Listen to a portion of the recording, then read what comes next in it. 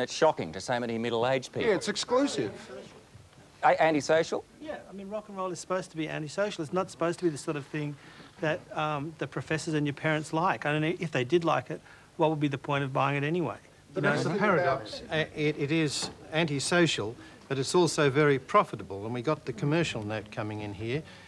And the point that the chap made down there a moment ago about it being on a continuum with the rest of pop music is perfectly correct. I mean, there are some messages in ordinary pop music which are just as bad.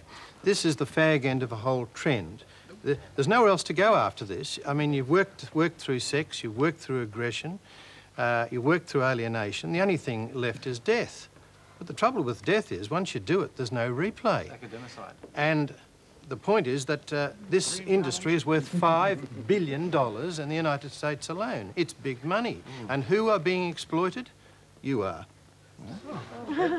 Professor LSD here. Obviously, no notion. I work in the record industry, have done for years. He's just saying these things baldly because he thinks he can get away with it. Let me tell you, people of Australia, he has no notion of what proportion of the market heavy metal makes up.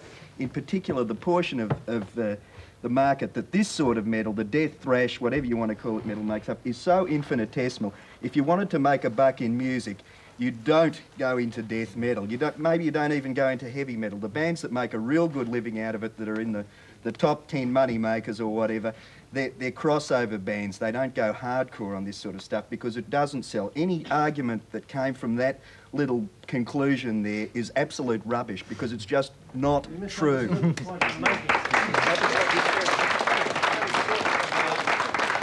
was talking about the whole market, not just heavy metal. Heavy metal is just the fag end. Somebody up the very back one.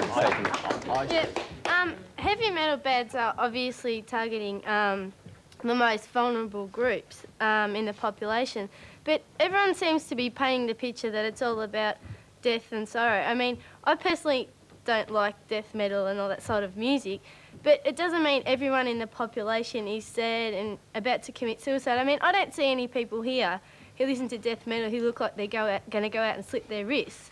I mean, it's just that stereotype that heavy metal is about death and sad things like that, but it's not really relevant to the majority of listeners, I don't think. OK. Michael Schwartz, I'm just interested in your observations as to why young boys in particular are so attracted to this sort of stuff. Well, I suppose I'm interested in why people are concerned about it now, given that metal music's been around now for well over 20 years and Judas Priest was writing songs about suicide a long time ago, as was Ozzy Osbourne.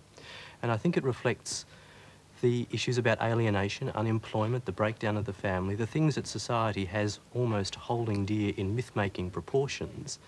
And teenagers, particularly teenagers who've experienced difficulties with their families, difficulties in the education system, difficulties in the workplace, look for something that's going to validate the alienation that they're experiencing.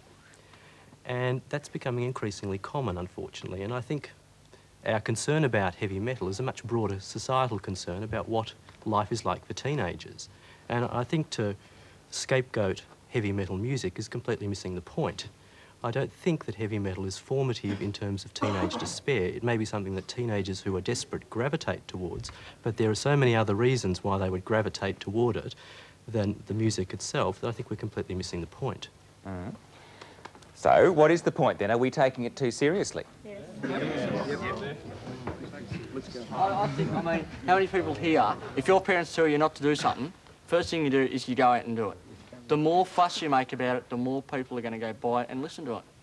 I mean, you're stressing about it too much. Everybody's going to listen to it the more you stress about it. I think one of the problems with heavy metal, as well as with maybe your colleagues, including yourself, is having to wear a uniform.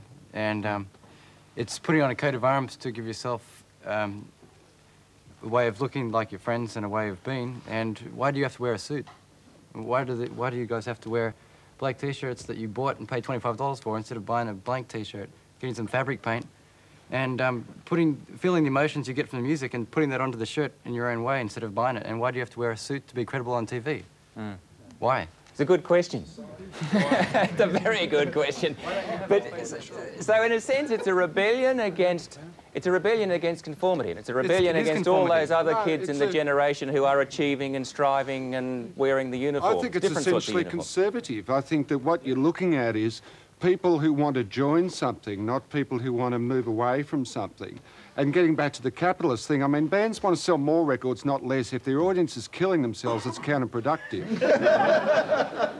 That really, to me, the biggest criticism of heavy metal or death metal is it's essentially escapist, as opposed to, say, rap, which is essentially realistic. And that really one of the things about metal music is it's conservative because it maintains status quo. It's bourgeois music. It isn't to do with social change. It's to do with individual kind of psyche and neurosis. It's not to do with going out and changing anything outside yourself. All right, well, I think on that note we better end the discussion. Just for those of you who may have the daylight scared out of you by all this, just remember what Stephen said there. It's essentially bourgeois and conservative. Okay, that's it for tonight. See you all next week. Good night.